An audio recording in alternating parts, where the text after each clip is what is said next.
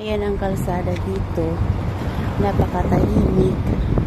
Walang naglalakad. Masarap maglakad kahit medyo tanghali na. Like 8:30, ayan si Bayao. Maglilinis siya ng mga sasakyan. So kahapon dito rin yung routine ko. Ayan, paakyat yan dyan. Ayokong dumaan dyan kasi delikado yan dyan. May mga sasakyan. So dito lang tayo bababa. Ito mga bodega, parang rentahan ng mga pagkain ng yung mga camel. So sinadya kong hindi magsuot ng shade para maarawan yung mata ko. Kasi palagi na lang nasa loob ng bahay. So ayun yung pinuntahan ko nung nakaraan. Ayun. Dito lang tayo. Iikot. Gusto ko nga ikutin to kung saan to banda. Baka ito yung papunta doon sa ng tinapay. Medyo na yung init sa balat, pero sige lang. Naglagay ako ng sunscreen sa face ko kasi wala, para mainitan na ako.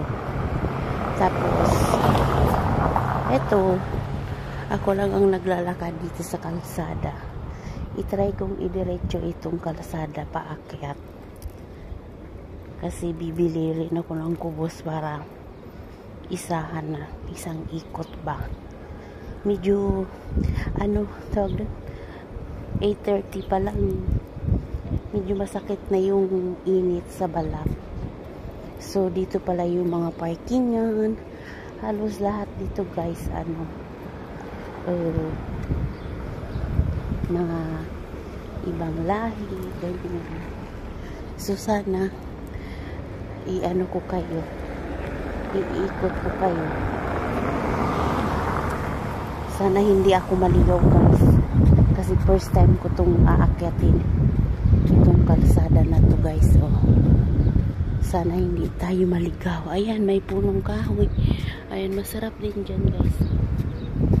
Pag hindi ko nakuha yung kalsada dito is balik tayo. Ayan, may mga puno din dito. May mga bulaklak. So ayan, nakakapagod kasi yung daanan dito is paakyat ba, parang hills, ganyan. So saan kaya dadalhin yung mga paa ko? Sana hindi ako maligaw guys, kasi tingnan nyo diba? Ito libreng tubig yan dyan. Siguro idiretso ko lang yung kalsada. Tingnan ko kung saan ako makarating guys.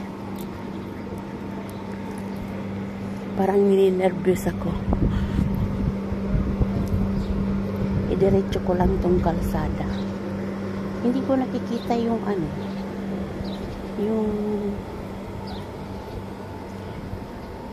sana kaya ako naruroon. Ayan, sana kaya ito papunta. Ayan siya guys. Hindi ko alam kung anong mayroon dyan. Dagat siguro yan. Tingnan niyo yung mga kalsada dito guys. Parang iba na yata yung napupuntahan ko guys. Tingnan natin kung saan tayo makarating. Pag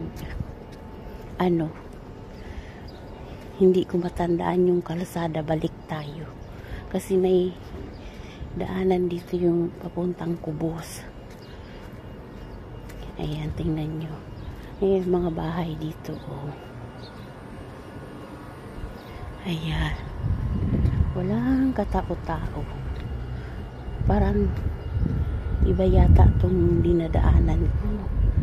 Saan kaya ito papunta? Doon ako galing guys. I-straight lang natin tong kalsada. Ayan. Buti meron dito ng tubig.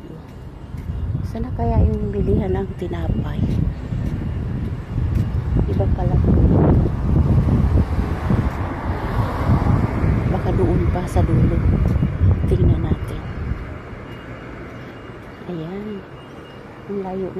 nakarating ko guys.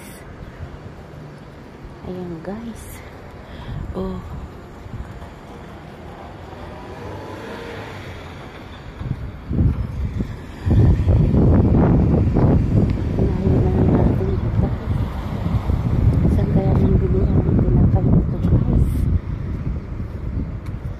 Babalik na siguro ako, parang hindi naman dito yung kalsada, parang dun pa sa pinakadulong dulo. Baka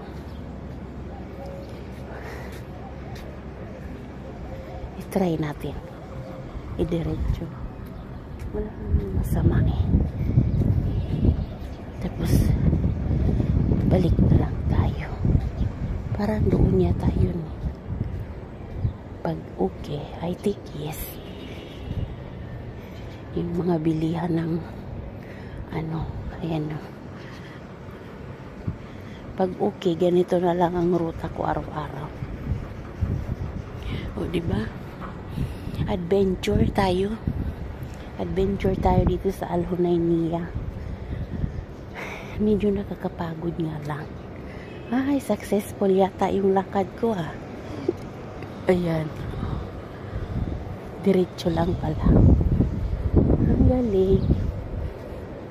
Hindi siya nakakapagod kasi ano siya, parusog ba.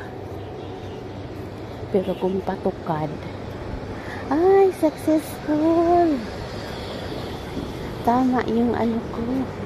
So, doon tayo galing. So, dito tayo ngayon. Yung bilihan ng kubos. Ay, ang galing. Hindi pala yung labasan doon sa kabila. Ayan siya. Oh. Bali, ito na yung routine natin. Tapos, punta pa tayo doon sa baba para talagang walking na walking. Okay na. Ayan, nakakuha na ako ng pwesto na pwede kong paglakaran araw-araw. Ganyan siya guys, oh. Diba? As in, bilad na bilad talaga.